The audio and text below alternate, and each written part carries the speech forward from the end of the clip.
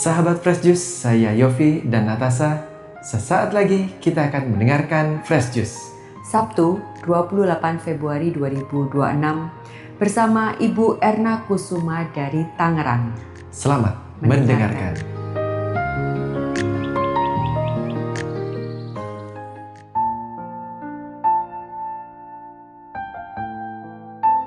Para pendengar setia di Fresh Juice yang dikasihi Tuhan, sebelum kita mendengarkan Injil pada hari ini, mari kita siapkan hati kita, karena sabda yang akan kita dengar bukanlah sabda yang ringan.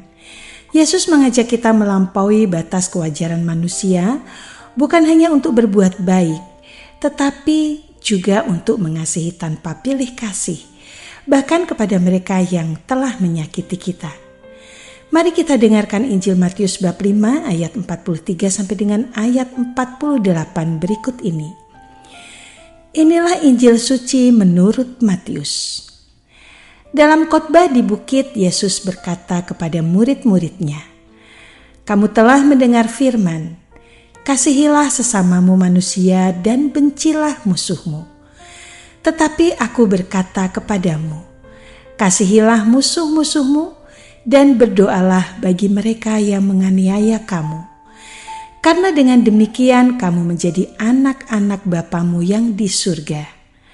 Sebab ia membuat mataharinya terbit bagi orang yang jahat dan bagi orang yang baik pula. Hujan pun diturunkannya bagi orang yang benar dan juga orang yang tidak benar. Apabila kamu mengasihi orang yang mengasihi kamu, apakah upahmu? Bukankah pemungut cukai juga berbuat demikian? Dan apabila kamu hanya memberi salam kepada saudara-saudaramu saja, apakah lebihnya daripada perbuatan orang lain? Bukankah orang yang tidak mengenal Allah pun berbuat demikian? Karena itu haruslah kamu sempurna, sebagaimana Bapamu yang di surga sempurna adanya." Demikianlah sabda Tuhan.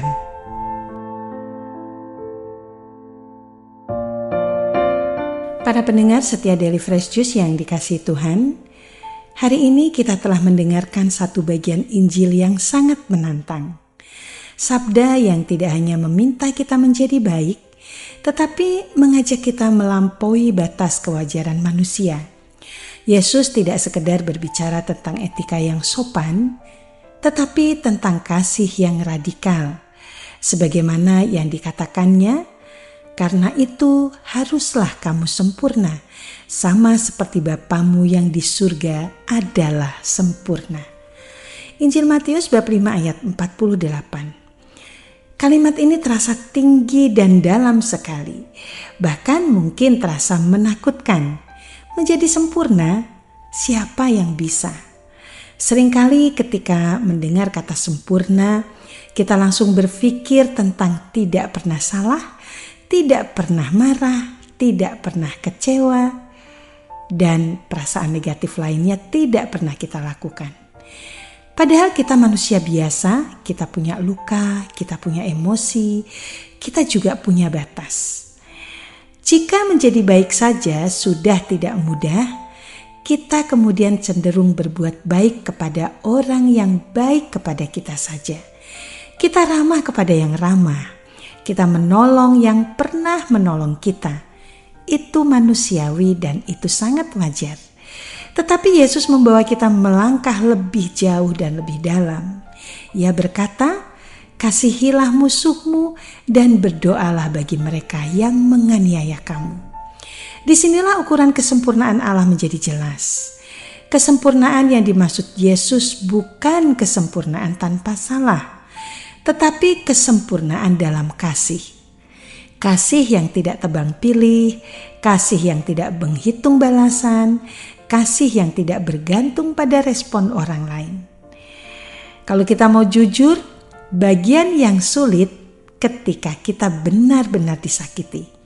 Bukan sekedar tentang berbeda pendapat, tetapi sungguh-sungguh dilukai, dihianati, diperlakukan tidak adil, difitnah, bahkan diabaikan. Di zaman sekarang ini sangat nyata. Media sosial membuat orang mudah menyerang tanpa wajah. Dunia kerja penuh kompetisi yang kadang tidak sehat. Dalam keluarga pun kadang ada kata-kata yang meninggalkan bekas sepanjang hayat kita. Masih lebih mudah untuk tidak membalas. Masih lebih mudah untuk menjaga jarak. Bahkan mungkin lebih mudah untuk berkata, "Sudahlah, saya tidak peduli lagi." Tetapi untuk sungguh-sungguh mendoakan orang yang menyakiti kita, untuk berharap Tuhan memberkati hidupnya, ini sungguh berat. Kadang kita berkata, "Saya sudah memaafkan." Padahal di dalam hati masih ada jarak, masih ada pahit, masih ada kalimat-kalimat yang terulang di pikiran. Yesus tidak sedang menuntut kita menjadi orang yang pura-pura baik. Ia tidak menyuruh kita menekan luka dan bersikap seolah-olah tidak terjadi apa-apa. Tetapi ia mengundang kita untuk tidak membiarkan luka itu berubah menjadi kebencian yang menetap. Allah Bapa menurunkan hujan bagi orang yang benar dan orang yang tidak benar. Matahari terbit untuk semua. Oksigen tersedia untuk semua. Tuhan tidak menahan kebaikannya hanya karena manusia tidak tahu berterima kasih. Jika kita mau menjadi serupa dengan Bapa, maka hati kita perlu diperluas. Mengasihi musuh bukan berarti membenarkan kesalahannya. Bukan berarti kita harus terus berada dalam situasi yang menyakiti. Kadang kita tetap perlu menjaga batas, tetap perlu bijaksana. Mengasihi berarti kita tidak memelihara dendam. Kita tidak menyimpan niat untuk melihat dia gagal. Kita tidak diam-diam berharap ia mendapat balasan buruk. Disinilah refleksi penting bagi kita pada hari ini. Apakah hati kita masih ada nama yang sulit untuk kita doakan? Apakah ada orang yang ketika namanya disebut, hati kita langsung mengeras? Apakah ada luka lama yang sebenarnya belum kita serahkan kepada Tuhan? Kesempurnaan dalam kasih bukan terjadi dalam satu hari. Itu proses, itu perjalanan. Mungkin kita pada hari ini belum bisa berkata, "Tuhan berkati dia." Tetapi kita bisa mulai dengan berkata, "Tuhan, sembuhkan dulu hati saya." Karena seringkali yang paling menderita bukan orang yang kita benci, tetapi diri kita sendiri yang memelihara kebencian itu. Dendam membuat hati sempit, sedangkan kasih membuat hati lapang. Dendam mengikat kita pada masa lalu. Kasih membebaskan kita untuk melangkah ke depan. Ketika Yesus berkata, "Haruslah kamu sempurna," Ia sebenarnya sedang mengajak kita menjadi dewasa. Dewasa dalam mengelola emosi, dewasa dalam mengolah luka, dewasa dalam memilih respon. Sempurna seperti Bapa berarti semakin hari hati kita semakin menyerupai hatinya. Hati yang luas, hati yang tetap memberi, hati yang tidak berhenti mengasihi meski ditolak. Mungkin kita tidak langsung sanggup mengasihi musuh, tetapi kita bisa mulai dengan satu langkah kecil, menyebut namanya dalam doa. Meskipun berat, meskipun hati masih perih. Dan ketika kita mulai mendoakan, perlahan yang berubah bukan hanya orang itu, yang lebih dulu berubah adalah kita. Kita menjadi lebih tenang, lebih ringan, lebih bebas. Dan disitulah kesempurnaan itu mulai tumbuh, bukan kesempurnaan tanpa cacat, tetapi kesempurnaan kasih yang makin dewasa. Semoga hari ini kita berani naik satu kelas dalam kasih. Amin. Marilah kita berdoa untuk menutup renungan pada hari ini. Dalam nama Bapa dan Putra dan Roh Kudus. Amin. Kami datang kepadamu dengan hati yang apa adanya, dengan luka yang belum sepenuhnya sembuh, dengan perasaan yang kadang masih sulit menerima untuk memaafkan. Tolonglah kami ketika kami sulit mendoakan orang yang menyakiti kami.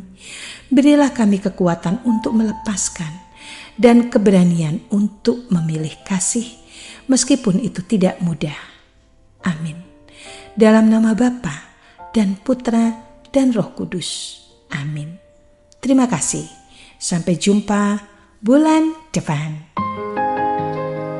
Sahabat Fresh Juice, kita baru saja mendengarkan Fresh Juice. Sabtu 28 Februari 2026. Terima kasih kepada Ibu Erna Kusuma untuk renungannya hari ini. Sampai berjumpa kembali dalam Fresh Juice edisi selanjutnya.